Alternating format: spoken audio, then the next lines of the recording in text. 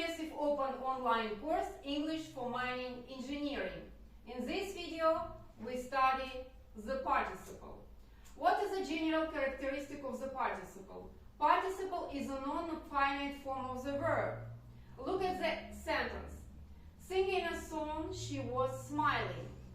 Singing is a participle. Participle is a non-finite form of the verb. So, was smiling, it's a finite form of the verb. Another idea about the participle, that participle is a state of being of a noun. So, what about the participle forms? There are two basic forms of the participle. First is participle 1. Participle 1 is usually known as the present participle. And the second form is participle 2. It is known as the past participle.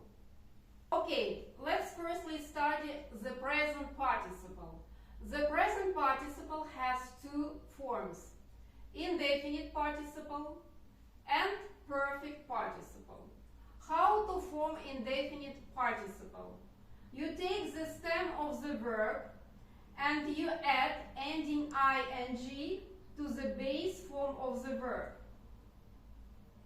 When you want to form the perfect participle, you take the verb having, and then if you deal with a regular verb, you should add ed, and if you deal with the irregular verb, you should use its third form.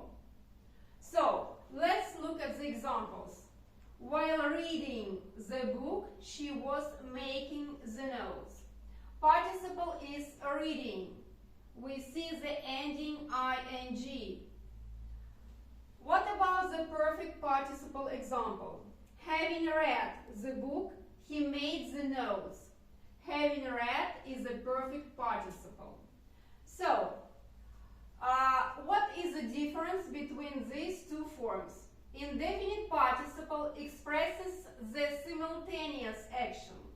This action happens simultaneously at the same moment with the main verb.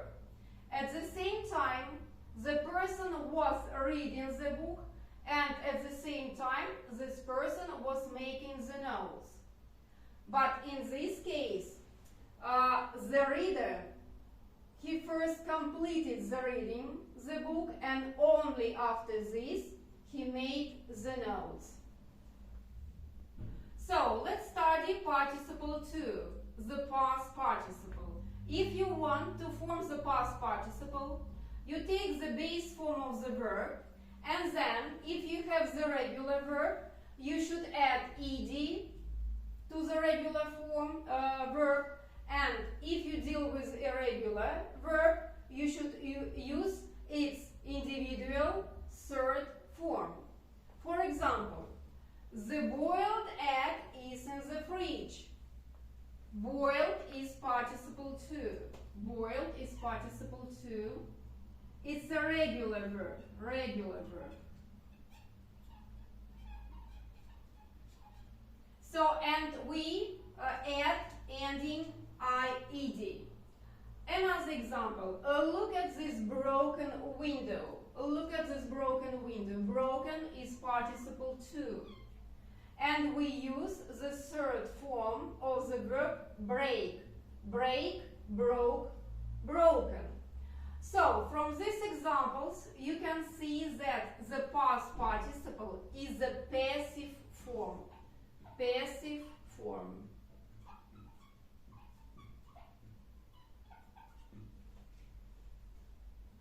So, how can we use the participle? In the sentence, the participle can work as an attribute. In this case, participle usually goes with a noun.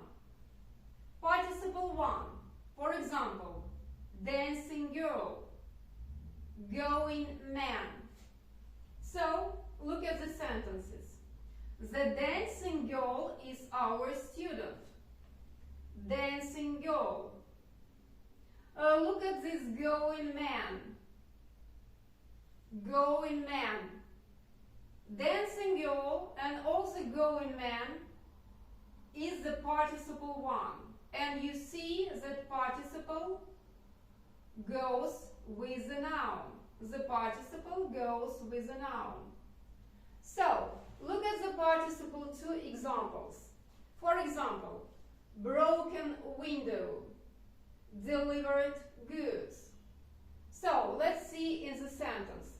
Don't touch this broken window. Broken window is participle 2, and it is used with the noun. These are delivered goods. Delivered goods, participle is the participle 2. And you see the participle with the noun. Also, the participle can be used as an adverbial modifier. The adverbial modifier of time. For example, while crossing the street, be careful. While crossing is the adverbial modifier of time. Then, the adverbial modifier of reason. For example, having a nice complexion, he looked younger. Having is the adverbial modifier of reason. And at least adverbial modifier of manner. For example, she worked in the garden merely singing. Singing is an adverbial modifier of manner. So, my dear viewers, thank you for your attention. Thank you very much. You can practice the participle in the exercises from my video course. All the best. Goodbye.